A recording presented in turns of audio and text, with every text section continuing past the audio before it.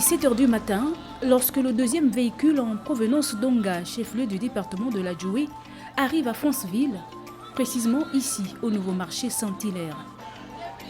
C'est ici que viennent se ravitailler la plupart des commerçantes qui se bousculent.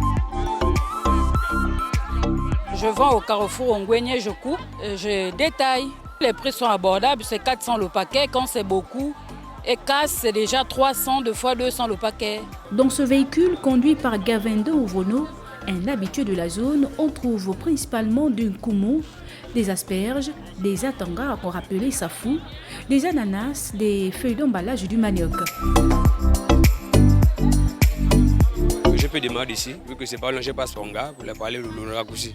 Je ne passe plus par les Koni, là-bas la route est tellement longue. Donc je prends le raccourci par Onga, je prends la frontière, je m'en vais au Congo. Depuis ici, j'ai les numéros de ceux qui sont là-bas. Je les appelle, ils font la commande.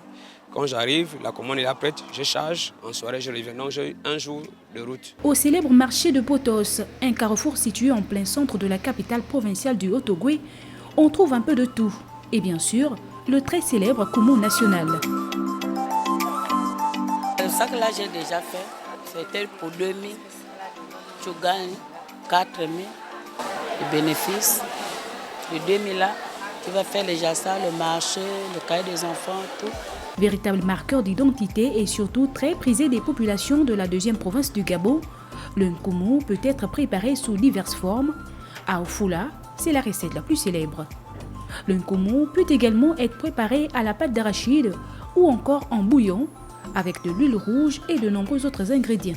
Les ingrédients, c'est le poisson fumé, les crevettes fumées, l'huile rouge, les champignons, tout ce qu'on peut mettre comme ingrédients. Ça peut prendre 15 minutes pour la cuisson du bouillon de jambon. Du point de vue anthropologique, la consommation d'un nkumu répondrait à un besoin identitaire.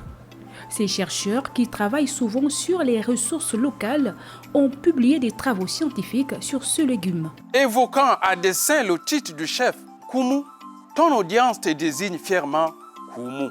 Comme d'un tendre prodige aïeux dit Coco, bien de tes intimes d'antan te nomment Coco. Il y a 4 espèces de nkumu. Le nom générique qui regroupe les 4 espèces s'appelle Nyetom. Le Nyetom, c'est donc le nom du genre. La famille, c'est la famille des Nyetacées. Des études ont révélé que le nkumu est un aliment riche qui apporte beaucoup d'éléments nutritifs à l'organisme.